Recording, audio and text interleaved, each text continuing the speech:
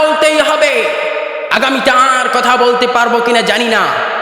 আমি দেখতে পাচ্ছি আমার বাংলাদেশে যে রাজনৈতিক দলের নেতা এবং কর্মী যারা আছে, এক একজন এক একভাবে চিন্তা ভাবনা করে আছে কিভাবে আমাকে গদির চেয়ারে বসানো যায়। তাই আমি বলতে চাই, এই কথা বলার কারণে আমার উপরে হামলা আসতে পারে, মামলা আসতে পারে, জেল আসতে পারে, জুলুম হতে পারে, আমার উপর স্টিম রোলার চালানো হতে পারে। তাই আমি আমার জীবনকে বাজি রেখে আমি বলতে চাই, সকল ইসলামিক দলের নেতা এবং কর্মীদেরকে বলতে চাই, শুনে রাখেন, আপনারা আগামীতে ডক্টর ইউনূস সাহেব যখন নির্বাচনের আইন যখন পাশ করে দেবেন, নির্বাচনের কথা যখন বলবেন, তাই সকল ইসলামিক দলের নেতা এবং কর্মীদেরকে বলতে চাই, কে দাসক, কে বাসক, কে চরমনাই, কে পীর মুরিদি, এইদিকে কে আবার জমিয়ত, কে খেলাফত, সব ভেদাভেদ ভুলে গিয়ে সকলকে ঐক্যমত হয়ে জামাত ইসলাম সহ সকল ইসলামিক দলের নেতা এবং কর্মীদেরকে বলতে চাই, সকলেই ঐক্যজোট হয়ে নির্বাচন করবেন। কোনো মায়ের এরকম বাপের বেটা নাই আমাদের ইসলামিক দলের নেতা এবং কর্মীদেরকে হারাতে পারে। আর আপনারা শুনে রাখেন, সকল ইসলামিক দলের নেতা এবং কর্মীরা আপনারা যদি সকলেই ঐক্যমত হতে যদি না পারেন, আপনারা সকলেই যদি একজোট হতে না পারেন, ঐক্যমত হয়ে যদি নির্বাচনে আপনারা শরিক না হন, তাহলে শুনে রাখেন, বিএনপির নেতা এবং কর্মীরা, আওয়ামী লীগের নেতা এবং কর্মীরা, তারা উভয় পক্ষে হাতে হাত মিলিয়ে একজোটে নির্বাচনে তারা জয়লাভ করবে।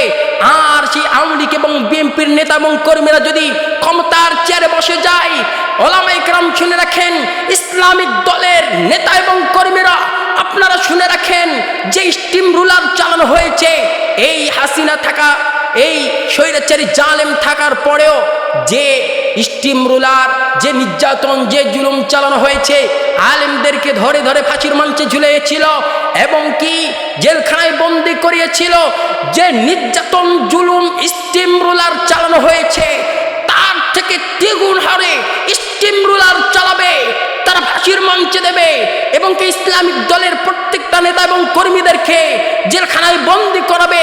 এই দেশে কখনো আর ইসলামিক দলের নেতা এবং কর্মীদেরকে উঠানোর সুযোগ তারা দেবে না। তাই আমি বলতে চাই, সকল ইসলামিক দলের নেতা এবং কর্মীরা যারা আছেন, কাঁধে কাঁধ মিলিয়ে ঐক্যজোট হয়ে জামাত ইসলাম, খেলাফতে মজলিস, এইদিকে চরমনাই, দাসক বলেন, বাসক বলেন, সকল ইসলামিক দলের নেতা এবং কর্মীদেরকে বলতে চাই, কাঁধে কাঁধ মিলিয়ে যদি আপনারা নির্বাচন যদি করেন, পৃথিবীর এমন কোন বাপের সাহস নাই তারা ইসলামিক দলের কাছ থেকে, ইসলামিক দলের নেতা এবং কর্মীদের কাছ থেকে ইসলামের বিজয়ের পতাকা কেড়ে নিতে পারে। কিন্তু আপনারা যদি ঐক্যমত যদি না হন, শুনে রাখেন, আপনাদের পিছন থেকে তারা জয়লাভ করবে, আপনারা টের পাবেন না। তাই আমি বলতে চাই, যে যে দলেই করবে তাতে কোনো আপত্তি নাই, সকল ইসলামিক দলের নেতা এবং কর্মীদেরকে ঐক্যজোট হওয়ার জন্য বিশেষভাবে আহ্বান জানাই। ডক্টর ইউনূস সাহেব, তেনাকে যেভাবে মানুষ ভালোবাসা দিয়েছে, যেভাবে তেনাকে মানুষ সাপোর্ট করতেছে, মানুষ চায় যে ক্ষমতার চেয়ারে বসানো। আমরা উপদেষ্টা হিসাবে তেনাকে রেখেছি, তিনি 5 বছর ক্ষমতার চেয়ারে থাক।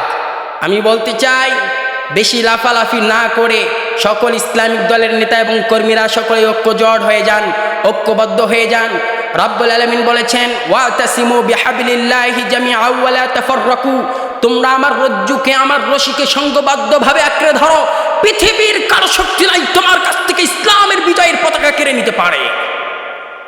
তাই ইসলামের বিজয় যদি চান, এই কোরআনের আইন যদি বাস্তবায়ন চান, কোরআন দিয়ে যদি দেশ পরিচালিত করতে চান, কোরআন দিয়ে যদি রাষ্ট্র পরিচালনা করতে চান, কোরআন দিয়ে যদি সংসদ ভবন পর্যন্ত পৌঁছাতে চান, এই দেশে যদি কোরআনের আইন যদি বাস্তবায়ন করতে চান, এই দেশে যদি চুরি বন্ধ করতে চান, এই দেশে যদি জেনা বন্ধ করতে চান, এই দেশে যদি জুলুম নির্যাতন সব কিছু যদি বন্ধ করতে চান, তাহলে শুনে রাখেন, সকল ইসলামিক দলের নেতা এবং কর্মীদেরকে এক প্ল্যাটফর্মে থাকতে হবে।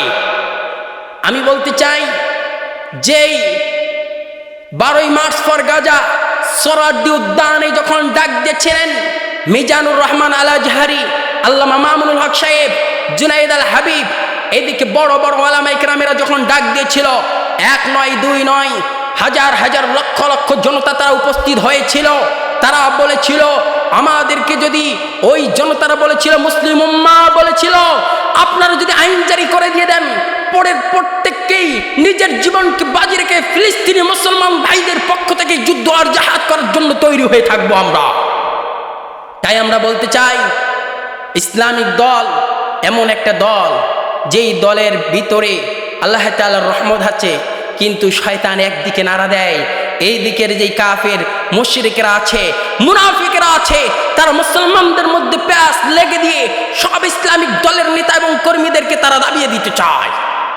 তাই আমি বলতে চাই, এই দেশে ওই দিন থেকে চুরিও বন্ধ হয়ে যাবে, এই দেশে ওই দিন থেকে জিনা বন্ধ হয়ে যাবে, এই দেশে ওই দিন থেকে বাংলাদেশে একটা সুন্দর কথা আছে, আমার সোনার বাংলাদেশ, আমি তোমায় ভালোবাসি।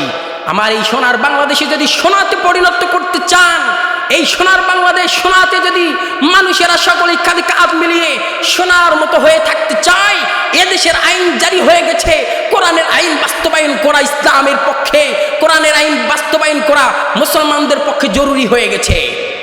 কারণ মুনাফিকেরা তারা প্যাঁচ লেগে দিচ্ছে বারবার, মুনাফিকরা তারা গদির চেয়ার বসে তাদের সব কিছু বাস্তবায়ন করতে চাচ্ছে। এক স্বৈরাচারী জালেম ক্ষমতার চেয়ারে বসে বসে অনেক পরিকল্পনা করেছিল। আল্লাহ তাআলা কুরআনুল কারীমে জানিয়ে দিয়েছেন, ওয়া মাকারু ওয়া মাকারাল্লাহু ওয়াল্লাহু খায়রুল মাকিরিন।